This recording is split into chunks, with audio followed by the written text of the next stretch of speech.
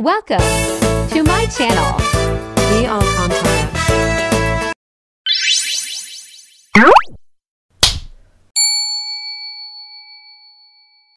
Hello guys, ito na ang inyong Ate G. Bale, isi-share ko sa inyo yung Viva Santo Niño dito sa aming lugar.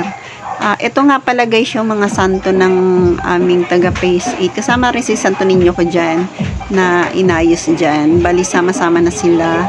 At ready na pong ipunta sa simbahan. So yun guys, ito na ang aking outfit for today's video. Bali, kailangan itago ko tong nasa liig ko. And guys, ito na nga pala ang aming pagpipila dahil inaayos-ayos pa yung mga magpo-procession. Bali, naghihintay po kami rito dito. Hindi naman masyado mainit dahil pahapon na to. And guys, samahan mo kami and panoorin nyo po hanggang dulo ang aming pagpo-procession dito sa Viva Santo Niño.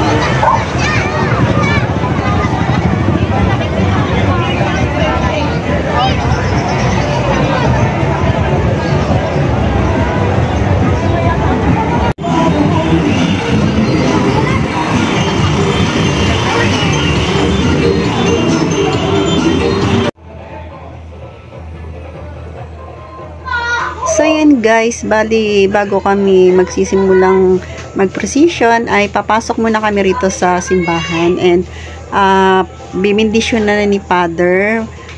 Paglabas ito ay binibindisyon na ni Father and doon mag-uumpisa na ang pag-procession. So yun guys, ito ay bali nag-uumpisa na kami tapos palapit na kami doon kay Father upang magpabindisyon and yun, tuloy-tuloy na magpapasisyon na ang lahat. So yun guys, panoorin po.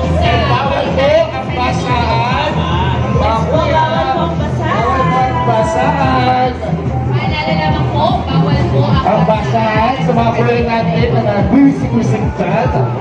Yes, syempre po. Salubungin na po natin ang mga imahe ng Santo Niño na mula sa debosyon sa Birheng Maria. Again po ito. Ating po,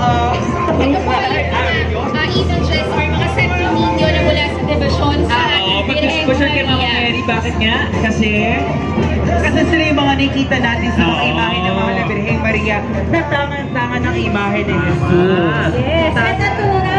True Christ, true